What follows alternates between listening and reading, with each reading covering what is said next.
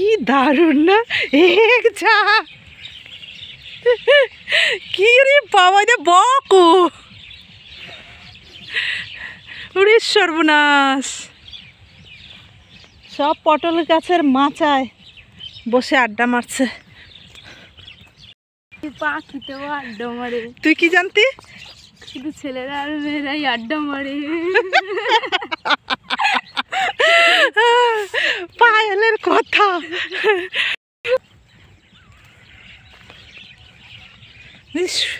কত বক কত এ গম খেতে যে জল দেওয়া হয়েছে না পোকা উঠছে সেগুলো খাবে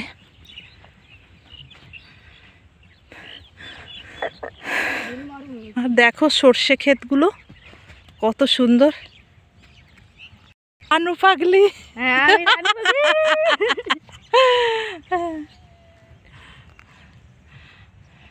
কলা হয়েছে দেখো হ্যাঁ এগুলো তো কলা ক্ষেত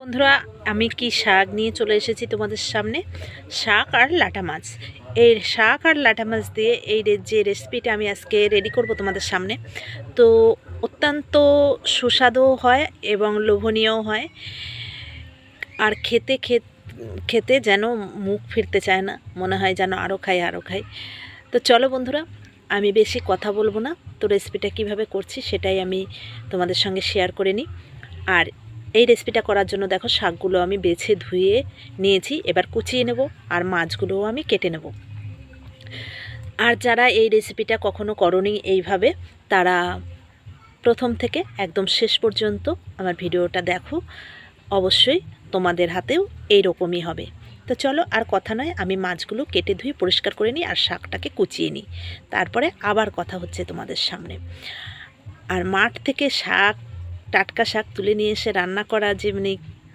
কতটা টেস্টি হয় আর কতটা মজা লাগে এটা তোমরা নিজেরা না করলে বুঝবে না তো চলো ভিডিওটা দেখতে থাকো আর সঙ্গে থাকো যে আমি কিভাবে রেডি করছি চলো মাছ কেটে ধুয়ে নিয়ে আসি আর শাকগুলো কুচিয়ে নিই দেখো আমি মাছগুলো কেটে ধুয়ে পরিষ্কার করে নিয়েছি শাকগুলো কুচিয়ে নিয়েছি লঙ্কা থেতো করে দিয়েছি আর এখানে আমি বাটিতে একটু আদা বেটে নিয়েছি আর এখানে দেখো আমি মাছের নুন হলুদ দিয়ে দিচ্ছি আর এখানে আমি কড়াই বসিয়ে দিয়েছি এবার আমি কড়াইটা গরম হয়ে গেছে এবার আমি তেলটা দিয়ে দেব মাছটা ভেজে নেওয়ার জন্য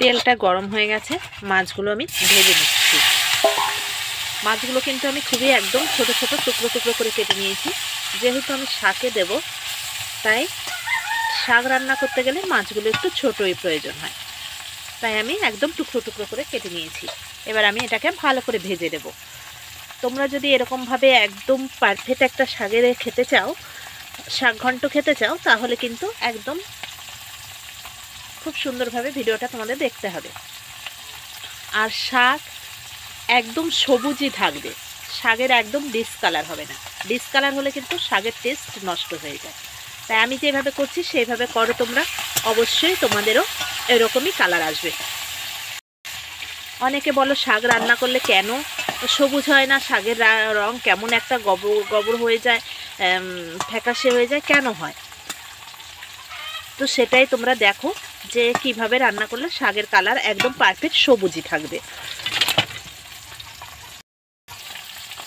তো দেখো মাছটা আমার ভাজা হয়ে গেছে এবার মাছটা আমি তুলে নেব তেলটা ঝরিয়ে তুলে দেব তো দেখো মাছটা তুলে নিয়েছি দুটো তেজপাতা দিয়ে দিলাম আমি আর দিয়ে দিলাম তো কাঁচা জিরে মানে গোটা জিরে এবার আমি শাকগুলো দিয়ে দিচ্ছি একদম শাক আর লঙ্কাটা একসঙ্গে দিয়ে দিলাম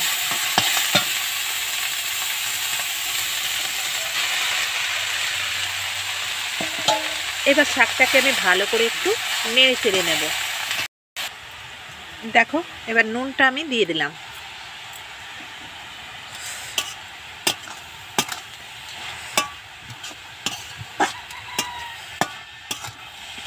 এইভাবেই আমি কিছুক্ষণ সময় একটু নেড়ে নেব শাকটা। তো দেখো শাকটাকে আমি বেশ করে নিয়েছি। এবার এই মুহূর্তে আমি মাছগুলো দিয়ে দিলাম।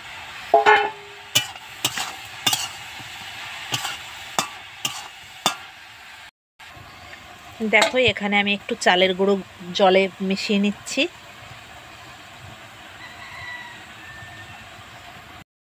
আর একটু নিয়ে নিলাম আদা বাটা, এটাও আমি এই জলের মধ্যে মিশিয়ে দিলাম। এবার আমি এটাকে দিয়ে দিলাম। এবার আমি ভালো করে নেড়েচেড়ে মিশিয়ে নেব।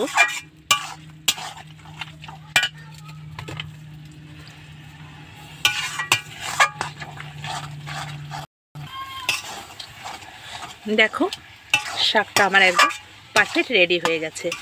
এবার আমি নামিয়ে নেব।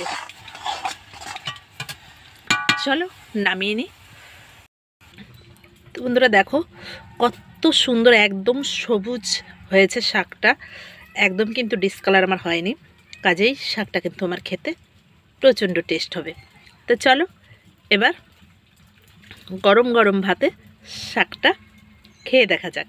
আর তোমাদের যদি ভালো লাগে অবশ্যই একটু লাইক কমেন্টের মাধ্যমে আমাকে বুঝিয়ে দেবে, কেমন? তো চলো গরম গরম ভাতে খেয়ে নেওয়া যাক।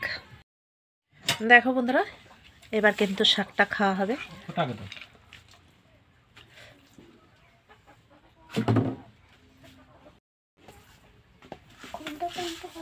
তো দেখো আমিও নিয়ে নিয়েছি, আর আমার বাবু নিয়েছে ফুলকপি আলু ভাজা। এটা ফুলকপি নয়, এটা ফুলকপি নয়। তাহলে কি এটা? মা বন্ধুদের বলো ওটা কি?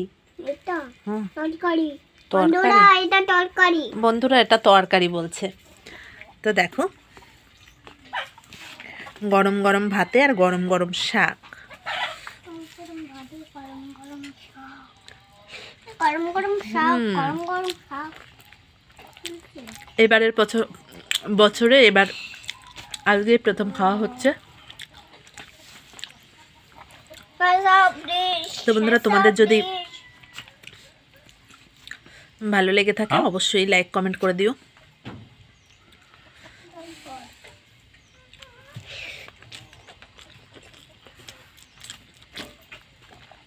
দারুণ হয়েছে, দারুণ।